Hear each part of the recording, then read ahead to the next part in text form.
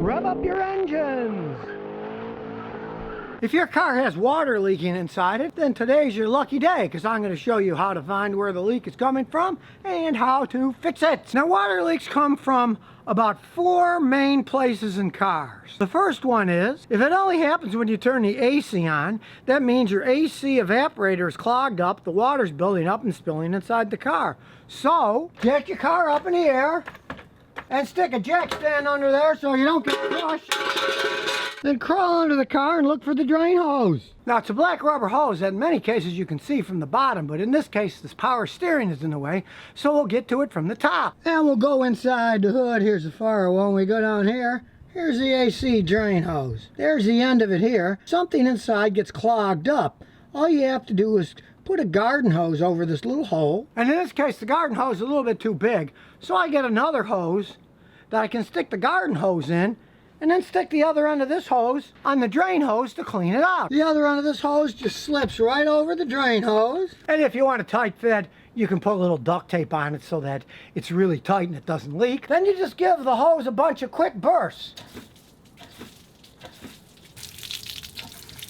And that can clean out the debris. It can be that easy. Just do it every once in a while. And pray that you don't have a Jeep or other Chrysler products, because many of them, the drain hose is inside the frame of the car and you can't get to it. They were evil. You got to take the whole dash apart to clean that, and it costs a fortune. Another reason not to buy them. And don't put your hose away yet, because here's the second place that they often leak from. Your intake vents suck in air, but they also suck in dirt and leaves, and there is an actual little drain dam that runs under them, and the water's supposed to drain down through the fender and come out right down here.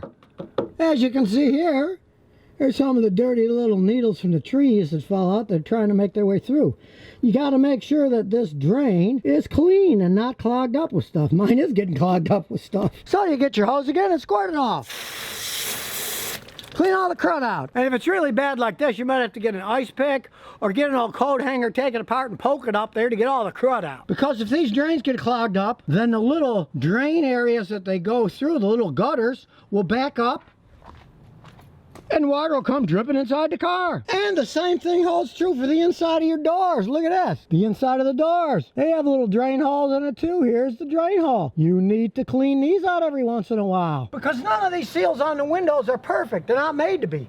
Water always gets in the door, and then it drains out the bottom. Those drains are clogged, the door will fill up with water, and water will get in the car, and you hear it sloshing when you take corners. And speaking of water leaks, check the trim inside the seals. Make sure it's not cracked. Look at that, my own car tried to bite me. Now, being a professional mechanic, I actually have ultrasonic machines that can find these leaks with there's holes faster than you can. I use this ultrasonic bomb.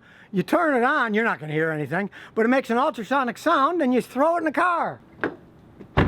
Then you put on these headphones, plug them into the ultrasonic listening device, and check for where there's an air gap. You'll hear the noise coming out louder. When the noise gets the loudest, that's where the break in the material is, and then you'll be able to find the rip even faster. Though I doubt most do-it-yourself guys are going to go buy this, but the advantage of this is, let's say that the trim isn't cracked, but the door or the window is askew and it's not gripping right in one part, this will pick it up really fast. But if you want the cheap man's way to find air leaks where water can come in, just get a bucket, fill it with water and a little vegetable dye like red that really stands out.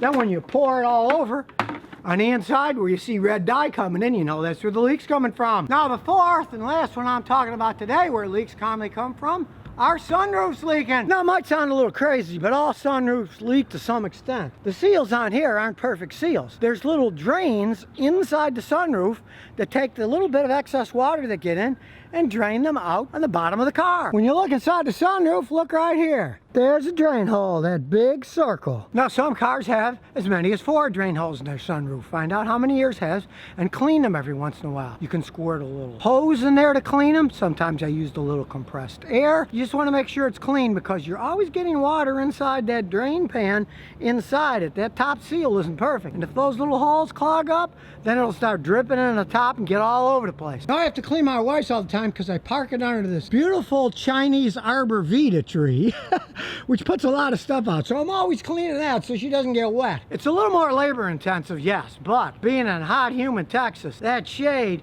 keeps this car looking good and keeps the leather from cracking, so I don't mind cleaning it every once in a while to save all that other stuff by putting it in the shade. So now you know how to find and fix water leaks in your car. So if you never want to miss another one of my new car repair videos, remember to ring that bell.